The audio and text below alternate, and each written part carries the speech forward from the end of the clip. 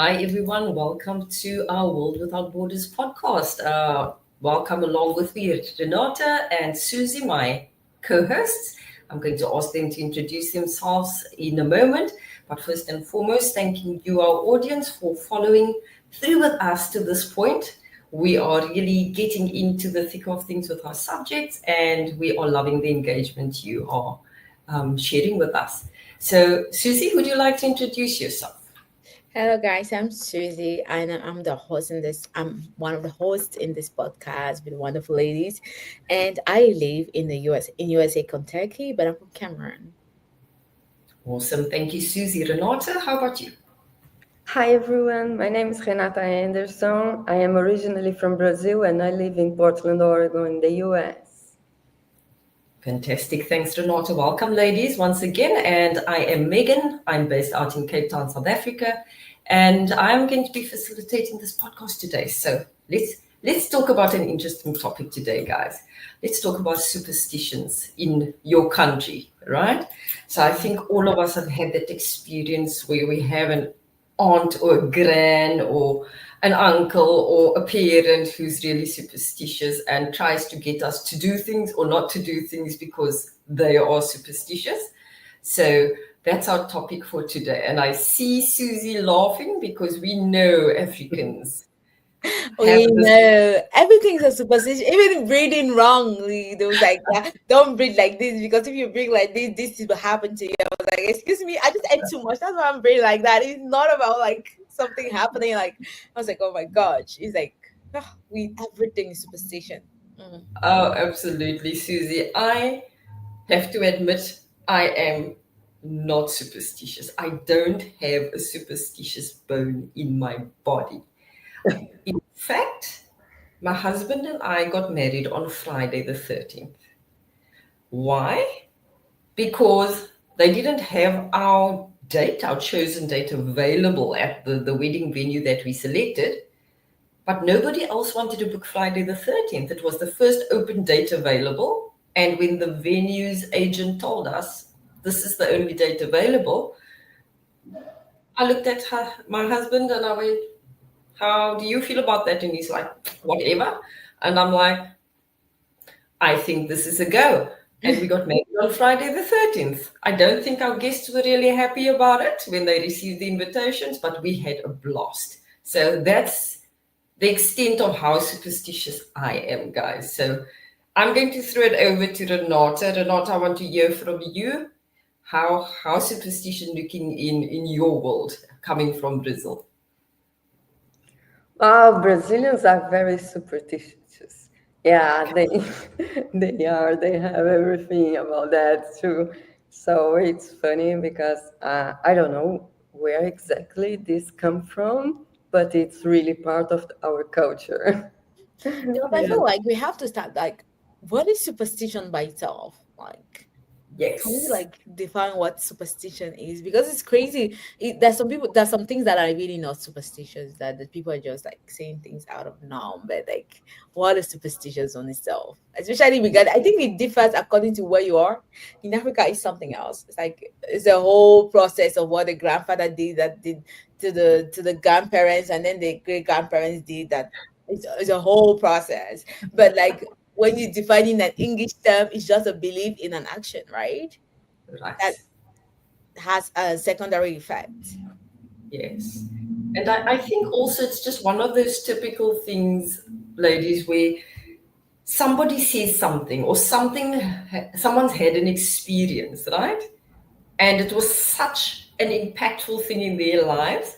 The next thing you know, they're telling people, don't do that because this will happen. And then it becomes folklore in the family. Yeah. And I think that's exactly what Susie's saying, that, it's not all from real superstitious roots. It's just from somebody thinking, that was my experience. I better warn everybody else. And then it just like runs like wildfire. And I don't even know if I've got this right, guys, but from childhood, I remember someone, I think it was one of my aunts or might have been my gran, that said to me that if you cut your hair or your nails, you shouldn't throw what you've cut off outside, like the hair. You shouldn't throw it and let the wind get it because you will go mad.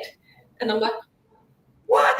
That, where'd that come from, That's right? just so funny. Like, okay. And you have to wrap it in paper, in newspaper or something, and put it in a bag and make sure that you dispose of it properly, or you've got to burn it or something ridiculous like that. And I'm like, okay, Like, first time I like heard that.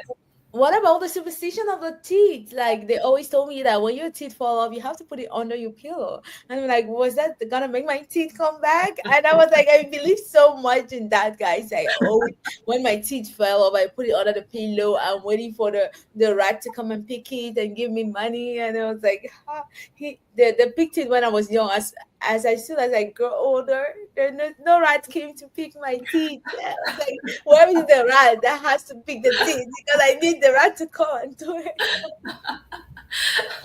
So in South Africa, it was mice, like the tooth fairy or the Yes. mouse, right? Mhm. The mouse, And yes. I don't mind that superstition because I made quite a few bucks out of the tooth fairy. I must admit, I was happy when my teeth fell out, and I've got really strong teeth, and I struggled because everybody else's teeth was falling out and mine just wouldn't. My teeth were like hanging on for dear life, and I was like, everybody else is earning money. What's going on with me? But when they started falling out, I was like earning bucks every month. It was like no problem. So that one I don't mind. That one I scored up off of. That's nice. You know, there are all these superstitions, like, back home, like my mother told me, don't sweep at night. Do never sweep at night. And I was like, what would happen if I actually want to sweep at night? They said, oh, the ancestors will send the spirits Oh to my hover God. around, and so you don't have to sweep at night ever. There were just like so many. It's like, don't shout somebody's name at night. The spirit might hear it and possess the person. Don't. Yes. Okay. There's so many things going on, guys. I'm telling you, like literally, if somebody call you at night, don't answer. I Like, heard that. yes. What if somebody is knocking at my door and call my name? It's like, don't answer at I all. heard that one. But I heard that Yes, one in a horror movie too, right? yes. I've heard that one in a horror movie too. So I don't want to answer. If it's going that route, I'm not going to answer anyway. I don't know, tell you. So there's like so many things about superstition. There's some that are real from a real experience, but sometimes I tell people it's not because you experience it that is that everybody will experience it the same way. Like we are Right. different. That is the purpose of us being human beings, is the difference we have. So it's not because you slept at night and then the spirit came down that every time you sleep at night, the spirit will come down. Like even in the Bible, they talk about the spirit hovering the waters. That was in the time. Now the spirit doesn't hover at the waters. The Yes. spirit comes in a different way and does Yes. differently. Like to be just open minded in like, mom, it's not because you swept the floor last night. The spirit came that each time you sweep the floor, the spirit will be there, right there waiting for you. You know what I mean? Absolutely. Absolutely. Renata, tell us, step in. Tell us what you've heard.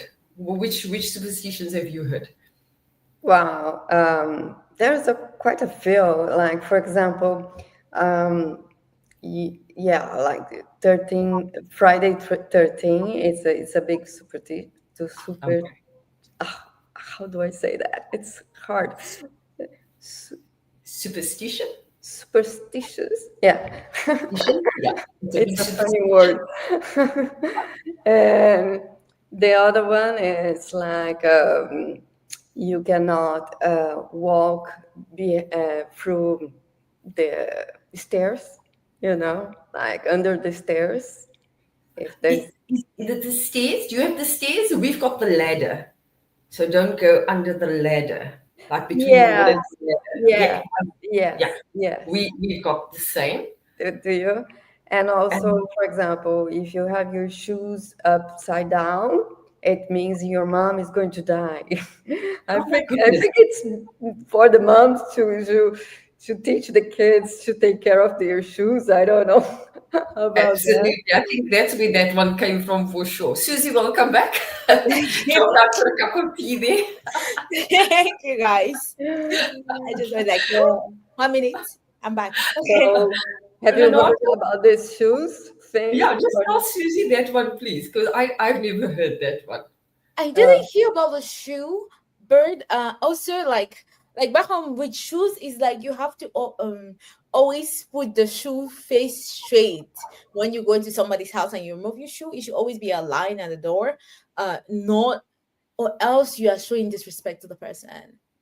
And I was like, Okay. how is my shoes is outside? Like, why are you looking outside? First of all, like it doesn't have to concern you. That's not your house. That's just the entrance. Like and Yeah. things like that. So we have like I think the superstitions are just so many. There's some that when I go to the rural area, like to the village, I respect everything they say. I don't want to see anything. I don't want to hear anything.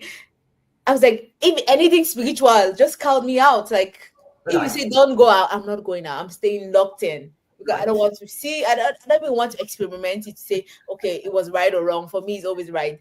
But when I'm in Yeah. a city, it's different. It's like the things they say and the things my mother says and those is like okay you have to be like this, you don't have to dress like that, this is what is happening when you dress like that, the demons are good. I was like oh my god, surely these demons don't even know you at this point, but you are, oh you know all of them, they don't even know you that you exist in this planet and like things like that. So yeah, these superstitions are a big thing, especially back in Africa.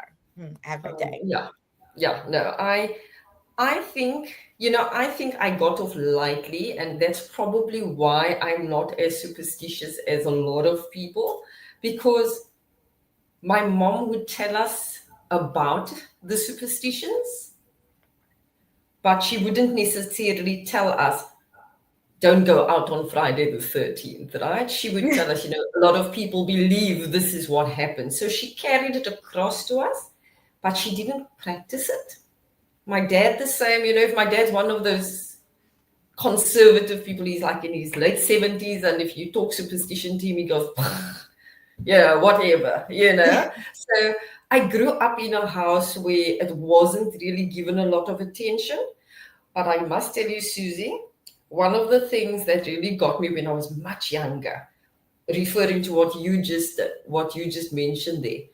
My mom told us a story when we were younger, and I still don't know how true this is. I don't know why it came out. So my mom used to go dancing a lot, right? When she was just like newly married. And my dad's brother was unmarried at the time. And my dad sometimes worked night shift, and he didn't particularly like dancing either. So he would let his brother take my mom dancing with the rest of the family, like the sisters and, the sisters in law and so on. And my mom said that they used to laugh when the older people used to say to them, when you go home and it's after midnight, you must walk into your house backwards, oh, over the threshold, right, into your doorway, so that the spirits don't follow you in. Ah. And I don't know. Anyway, so this was what they were told every time they leave the dance. They were reminded they must walk into their house in that way. And then there was another something which I'm completely forgetting right now, but it was basically about either standing under a tree after midnight or something along those lines. And they were laughing about it one night when he walked her home and something smacked him under the tree because it was after midnight and he was under the tree and talking to her, and something apparently smacked him. And I'm going, no, I'm sorry. I don't know if I believe that, but this is the kinds of stories that we were told, guys. That like I'm just such a baby that I don't even like to hear the stories because I'll believe blindly. I'm just like that baby that you can lie to, and I do believe it. I believe it blindly, especially when it comes to like spiritual things. That's why when I go to the rural areas, if they say crawl to your house, I'm literally gonna crawl to my house because I don't want to hear anything. Just I was just like, this is not me. I don't want to fight with this spirit and all this. Like especially in the village, like it's a very spiritual. It's not Yes. something they can tell you because you hear the stories. And I was like, please, I don't want to be somebody that tells the stories. Yeah. I don't even want to be somebody that hears about the stories. It's not. I really, especially those spiritual superstitions. And I'm like, Yeah. yeah. Yeah. You get scared. I get scared a lot. That's why I don't even watch horror movie. I'll literally dream. Like if I watch a horror movie, guys, I'm gonna dream about the horror movie. And I'll be the one killing people. I was like, why? I should be the one running, but I'm the one running to kill. I was like, no. I was like, no, I am not doing that again. I was like, no. No. Susie, after you told us that you believed in Santa Claus up until 16 years old, so I can expect everything. Literally, like I even believed in it when I was growing up. I was like, now, even if it's a fiction, for me, it's a reality still. I was like, that fiction becomes a reality for me. I believe in it. I want my children to believe in it. There is somebody out there giving you gifts. I don't know how I believed in that, but it's not easy. That's a good life, Susie. It's a good life. And like some Brazilians are crazy about soccer games, no? And Yes. so when, for example, some people they believe that, oh, I have to wear this T-shirt for my team to win, and then the team don't win. They say, oh yeah, because I wasn't wearing that T-shirt, like things like that. It's not because the guys didn't train enough or something, or the other team was better, because Hmm. normally it's like that. And, Yeah. no, it was because of the T-shirt of someone, like Oh my things goodness. like that. And Yeah. yeah, like, and the others about the wedding day, like in the wedding day, you cannot see your future husband because Yes. yeah, you are not going to bring lucky to your wedding. So Yes. Yes. That one we've got. We've got here too. That Hmm. one's been around for a while. Yes, like literally hide you. I was like, I've been seeing this person like for like yes now. Like now that you want to hide me, it's like it's not. But yeah, it's back home is a thing. Like you have to always put your veil. You have to see with your veil till you remove it. And I was like, okay, kind of. We just saw ourselves last night doing our the traditional wedding. So this time, I don't know. Yeah. It's cool. Cool. And guys, I'm thinking of something now. So you know that I worked at sea. I did marine research for about 10 years when I was like early 20s, like just fresh out of school, basically. And that was so cool because it's a totally different lifestyle, right? It's a totally different thing to what you're used to. And one of the big superstitions at sea that a lot of seamen and women believe in is that you shouldn't whistle at sea because it brings on the wind, Mm. right? And I love music, guys. And at sea, you work shifts. So sometimes I would take the graveyard shift, which is like 6 p.m. until tomorrow morning past midnight, or I would work from 10 o'clock at night until 6 o'clock the next morning. And, you do different shifts.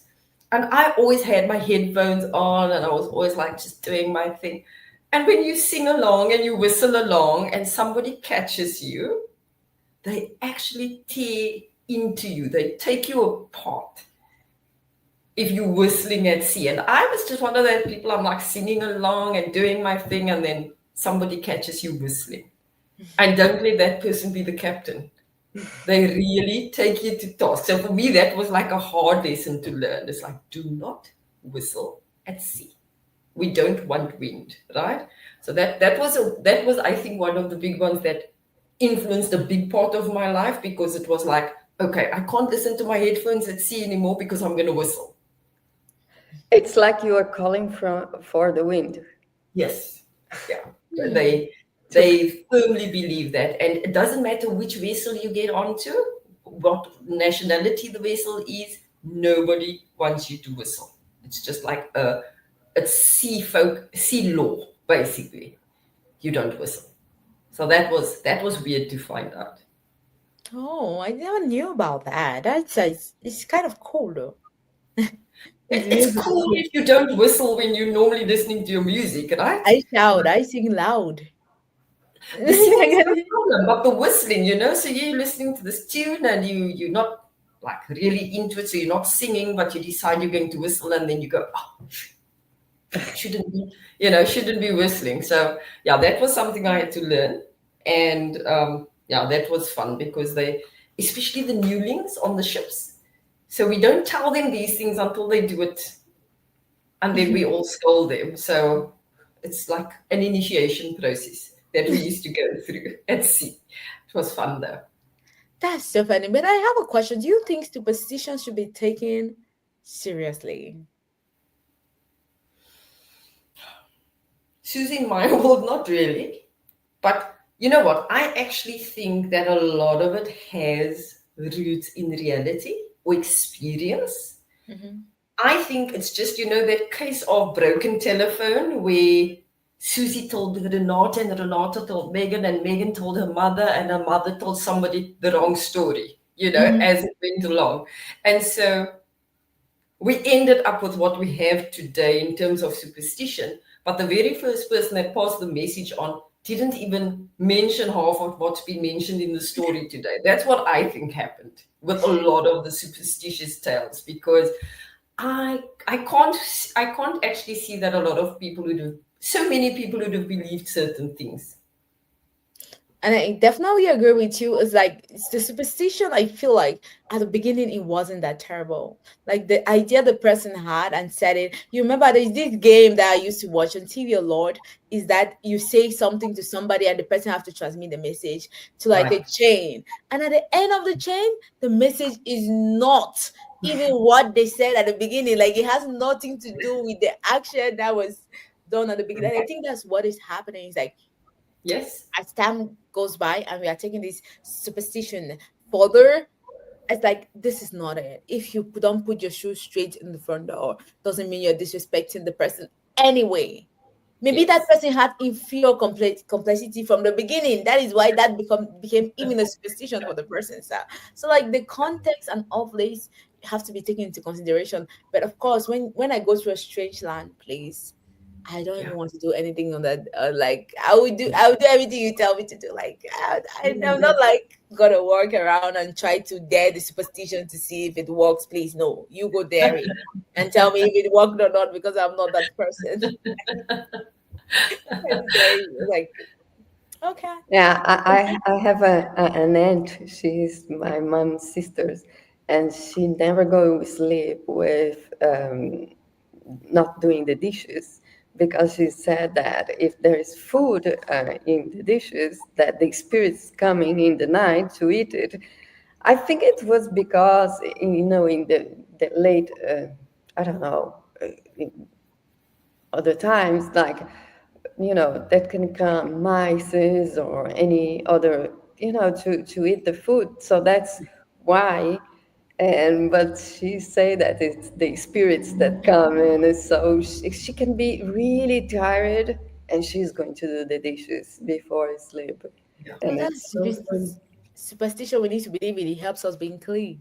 Yeah, I exactly. wish I could believe in one That, of that those. makes sense, no? Like, it's hygiene. So It's I think hygiene.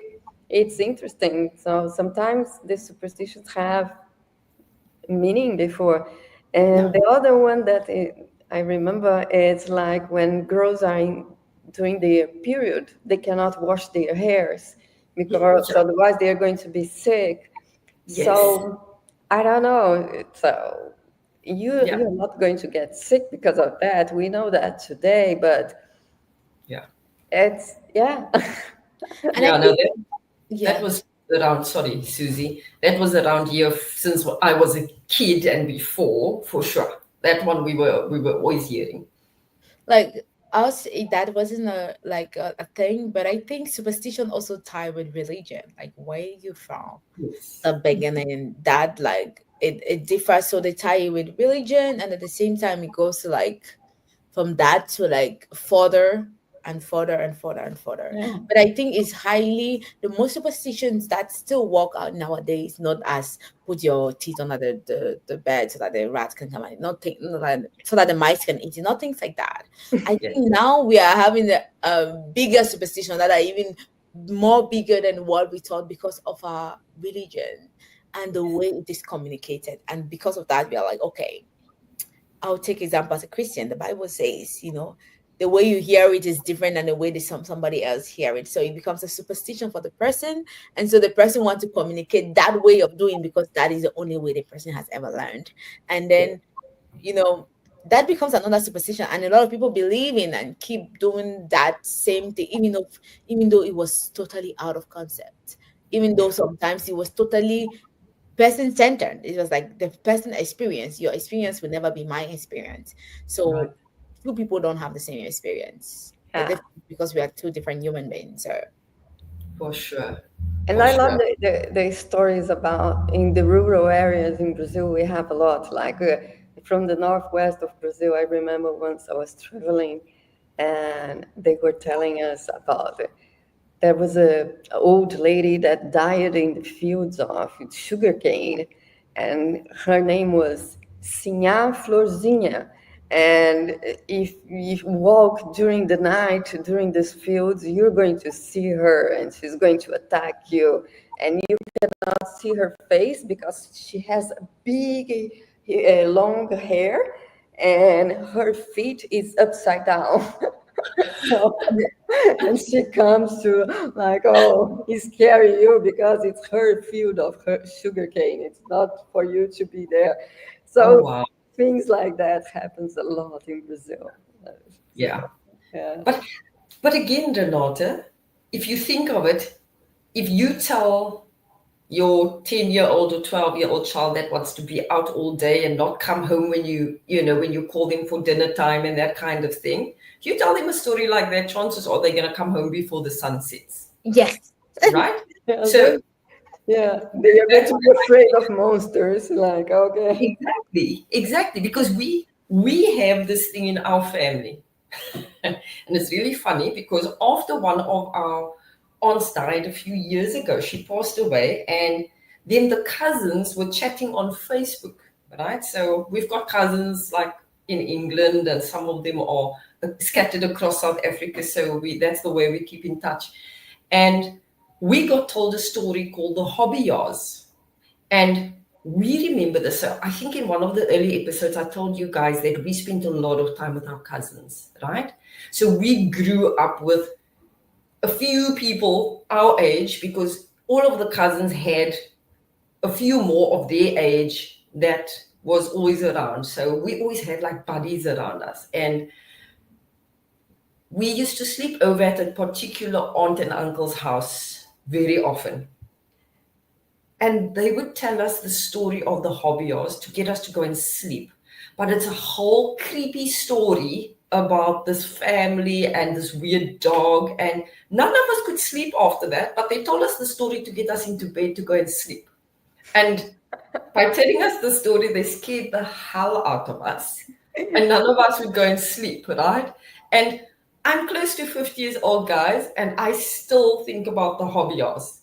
And after that aunt who she was the favorite storyteller in the family. When she passed away, all the cousins were reminiscing about this and going like, yeah, so now what about the hobbyos now? And then I'm a lot younger than many of the cousins, so I had forgotten or blocked out half of the stories. And each cousin was adding what they remembered about the story. And so we like built the story up afterwards. And guys, we grew up. That was the only big story that we had in our family in terms of storytelling. All the cousins from different aunts and uncles would be told the story, and all of us remember it, and we all freaked out by it.